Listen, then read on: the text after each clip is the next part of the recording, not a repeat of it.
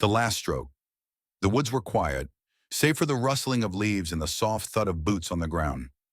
The sunlight filtered through the trees in thin beams, casting long shadows on the dirt path. I could hear her breath, ragged and strained, as she swung the axe again. Her form was unsteady, the weight of the weapon too much for her small hands to handle. But she was determined. She wanted to be like me, strong, capable. I could see it in her eyes, the same fire that burned in mine when I was her age. It reminded me of her mother. Her mother. The thought hit me like a sharp punch to the chest.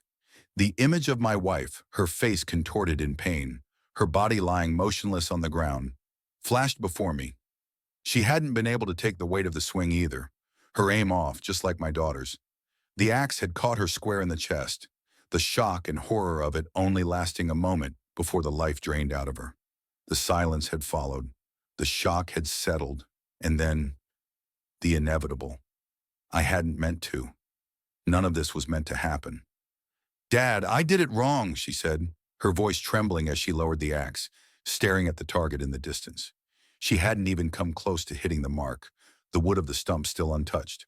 "I can't do it. I'm not strong enough." I didn't respond immediately. My hand moved instinctively to the back of her head, rubbing her hair gently, the warmth of her skin against my palm a stark contrast to the cold, lifeless body still lying behind me. I didn't look back at it. I couldn't.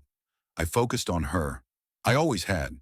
She was my daughter, and I needed to be strong for her, just as I had been when her mother had still been with us. I had promised her that we would be all right, that we would move on no matter what. "It's okay, sweetheart. It's just practice. You'll get better. You just need to concentrate," I murmured, forcing a calmness into my voice I didn't feel. "Keep your eye on the target. Don't let the fear get in your head." She nodded, but I saw the hesitation in her eyes. She knew. She had seen it all just as I had. The horrifying accident that had shattered our family. It hadn't been an accident. Not truly. But that's what we'd both told ourselves, what we'd both pretended had happened, so we could live with it.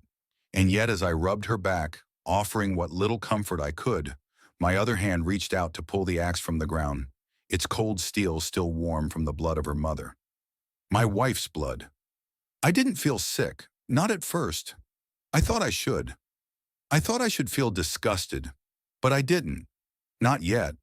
The blade was still coated in her blood, a dark red stain that seemed almost black now. I wiped it on the grass as I stepped toward her, lifting the axe with a practiced motion. She didn't see the body behind me, nor did she need to. She wasn't ready for the truth yet, and I wasn't sure if she ever would be. It was the first swing, the first mistake, and I could feel the weight of it. She had missed and I had failed. I failed her mother. I failed us all. My daughter was still staring at the target, her hands trembling around the axe handle, her brow furrowed in concentration. She was so much like her mother, so much like me. But she had to know. She had to know what had really happened. My grip tightened around the axe, the weight of the guilt suddenly unbearable. The stillness around us felt like it was pressing in, suffocating us. I could hear the wind through the trees, but it seemed distant now, as if it had all stopped, just like her heart had stopped. I looked down at the axe in my hand again, the steel shining coldly in the dimming light.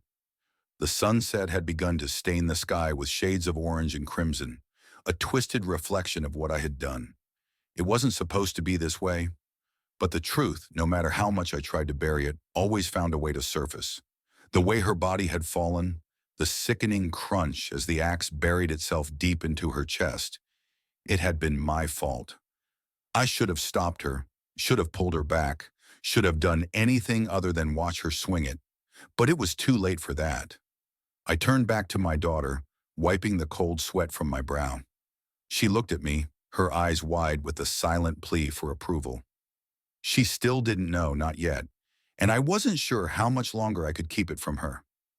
"It's okay," I repeated, my voice breaking. I had to convince her. I had to believe that we could still get out of this, that we could still move on.